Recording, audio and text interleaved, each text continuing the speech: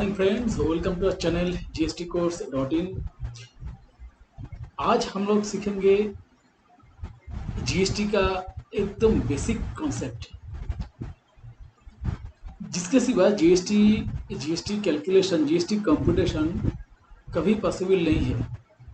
GST क्या है, बहुत थ्योरी, ये सब थ्योरी क्लास हम लोग बहुत किए हैं और आगे भी करेंगे, लेकिन जीएसटी कंप्यूटेशन के लिए जो बेसिक क्लास है, जिसमें हम लोग देखेंगे जीएसटी को कैसे, जीएसटी लायबिलिटी कैसे अराइज होता है, जीएसटी बैलेंस कैसे अराइज होता है, जीएसटी आउटपुट इनपुट कब होता है, ये सब डिटेल हम लोग अभी अभी सीखेंगे यहाँ पर।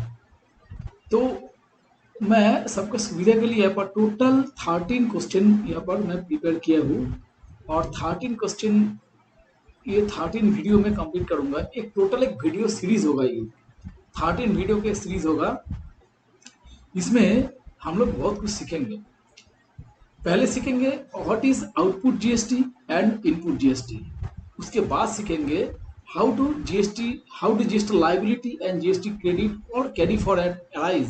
हम लोग देखते हैं ना, जीएसटी लायबिलिटी होता है, कभी कभी जीएसटी हम लोग को पेमेंट करना पड़ता है, कभी जीएसटी क्रेडिट होता है और वो नेक्स्ट मंथ में कैरी फॉरवर्ड हो जाता है। वो कैसे होता है, वो सिचुएशन कौन सी सिचुएशन में ये सब होता है, तो ये सब हम लोग सीखेंगे। तीन नंबर हम लोग सीखेंगे हाउ जीएसटी लायबिलिटी और क्रेडिट ऑकर्स। ये तो सीजीएसटी एसजीएसटी का बात था। 3 नंबर थर्ड हम लोग सीखेंगे आईजीएसटी लायबिलिटी और क्रेडिट कब अराइज होता है और कब कैरी फॉरवर्ड होता है। फोर्थ हम लोग सीखेंगे completion of CGST SGST and liability और क्रेडिट, तीनों एक साथ मतलब कैसे अराइज होता है और तीनों के एक साथ कैसे एडजस्टमेंट करेंगे और ऐसे उसको मिला के हम लोग अल्टीमेटली जो रिजल्ट होगा, सीजीएसटी कैरी फॉरवर्ड होगा या आईजीएसटी कैरी फॉरवर्ड होगा या एसजीएसटी कैरी फॉरवर्ड होगा या पेबल होगा, वो कैसे होगा हम ये फोर्थ वीडियो में सीखेंगे। Adjustment of CGST with IGST हम लोग सीखेंगे, आगे सीखेंगे सीजीएसटी के साथ, सीजीएसटी एंड एसजीएसटी के साथ आईजीएसटी का एडजस्टमेंट कैसे होता है। ओके, फिर हम लोग सीखेंगे आईजीएसटी का एडजस्टमेंट, आईजीएसटी का सीजीएसटी एंड एसजीएसटी के साथ कैसे एडजस्टमेंट होता है। ये सभी इंपॉर्टेंट है और बेसिक क्लास है, बेसिक कॉन्सेप्ट है। ये इसका अगर आइडिया नहीं होगा तो आगे हम लोग कैलकुलेशन नहीं कर पाएंगे और करेंगे भी बहुत भूलभाल हो जाएगा। तो मेरा ख्याल से क्लास बहुत इंपॉर्टेंट है। ये 13 वीडियो सीरीज है, छोटा छोटा वीडियो होगा, एक एक वीडियो को बहुत ध्यान से देखना और कोशिश करना इसका जो इसका जो कॉन्सेप्ट है इसको समझने के लिए। ठीक है, चलो शुरू करते हैं। क्वेश्चन ऑन बहुत इंपॉर्टेंट है। देखो क्वेश्चन ऑन में sales local, suppose local sales हुआ है और लोकल परचेज हुआ, यहाँ पर मैं इंटरस्टेट सेल्स और इंटरस्टेट परचेज हम लोग नहीं लेंगे। ठीक है, उसके पहले हम लोग थोड़ा सीखेंगे आउटपुट जीएसटी क्या होता है। Tax on sales is output GST. Input GST क्या होता है, tax on purchase of purchase is input GST. If GST payable कब होता है, मतलब जीएसटी लायबिलिटी कब अराइज होता है। If output is more than input, मतलब जब परचेज सेल से ज्यादा होगा तब जीएसटी पेबल होता है। हो सकता है किसी मंथ में मेरा सपोज मैं इस मंथ में 1000 क्वांटिटी का गुड परचेज किया है, 10,000 वैल्यू का, तो मेरा 1000 क्वांटिटी का गुड सेल नहीं होगा। ये तो ऑब्वियसली जितना परचेज करेंगे उतना हम लोग का सेल नहीं होगा ना। तो सपोज उसमें से 8000 क्वांटिटी का गुड, 800 क्वांटिटी गुड मेरा सेल हो गया। ठीक है, तो बाकी 200 क्वांटिटी गुड है।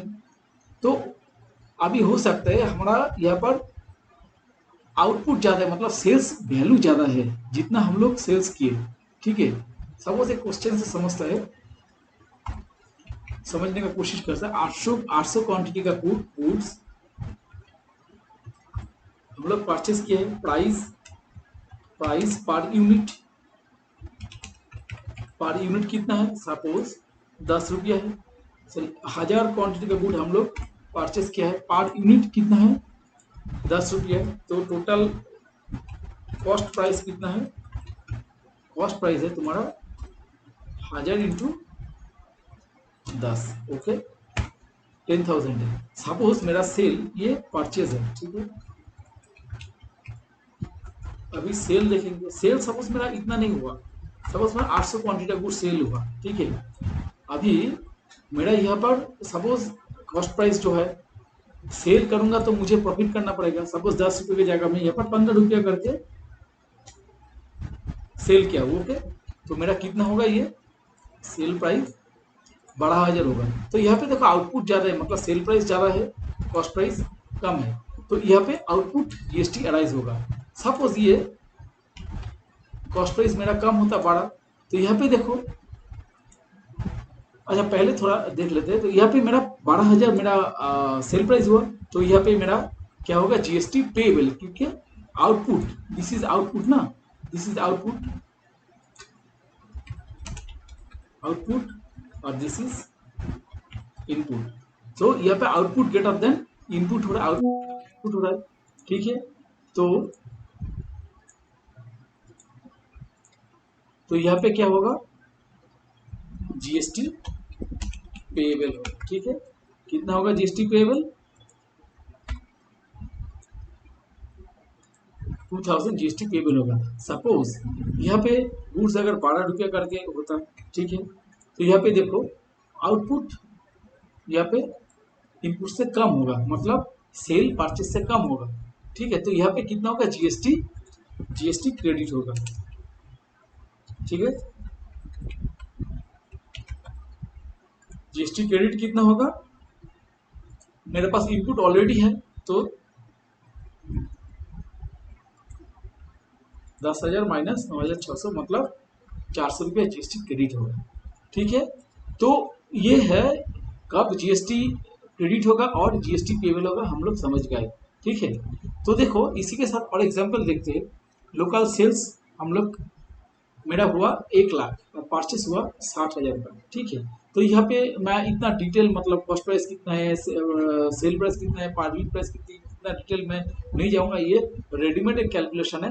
लोकल सेल्स इतने के और परचेस इतने के, सेल्स क्या 1 लाख का और परचेस क्या 60,000 का। तो यहाँ पे ऑब्वियसली यहाँ पे आउटपुट ग्रेटर देन इनपुट होगा, तो यहाँ पे जीएसटी लाइबिलिटी बनेगा। तो देखो टैक्सेबल वैल्यू कितना है, 10,000 का।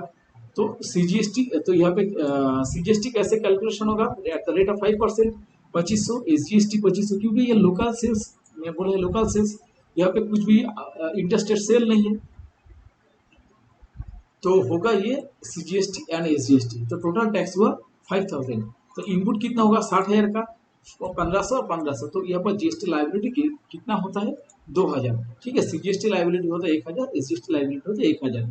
तो यहाँ पे कितना होगा, यहाँ पे टोटल टैक्स पेबल होगा 2,000। तो ऐसे होता है जीएसटी आउटपुट, जीएसटी पेएबल, ठीक है।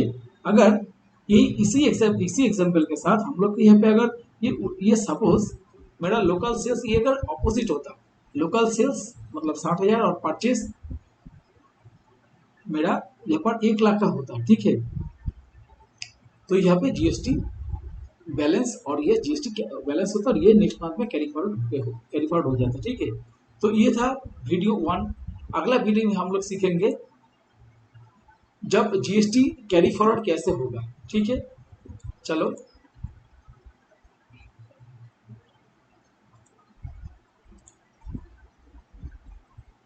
ये है क्वेश्चन नंबर 2।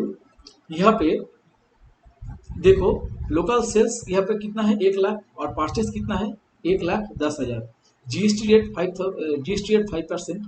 तो अगर कंपटीशन करेंगे यहाँ पर tax on outward supply means ये जो है ना, ये जीएसटी 3B का एक कलम, एक पोर्शन है।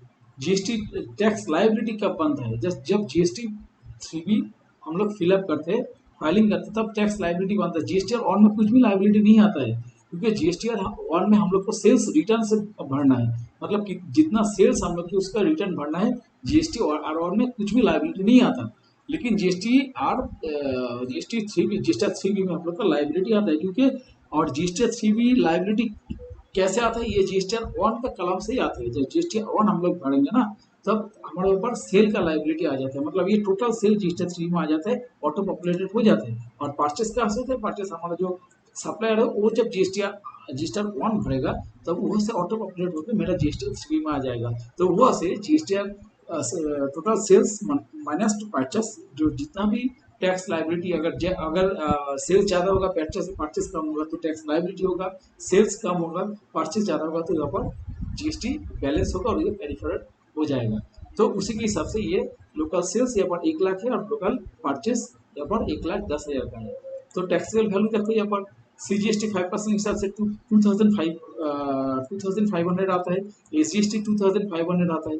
तो 1,100 सॉरी 1,10,000 का परचेस हुआ, तो यहाँ पर GST कितना इंक्लूड होता है 2,750, सेम 2,750। तो यहाँ पर क्या होगा, इनपुट ग्रेटर देन आउटपुट, ठीक है। तो यहाँ पे क्या होगा, GST बैलेंस होगा और ये कैरी फॉरवर्ड हो जाएगा, कितना होगा 250, ठीक है। तो ये था वीडियो नंबर 2। ओके, तो आगे हम लोग और भी एग्जाम्पल देखेंगे और थोड़ा थोड़ा क्रिटिकली थोड़ा क्रिटिकल होते जाएगा, ठीक है ये सब। तो आज के लिए यही तक, गुड बाय।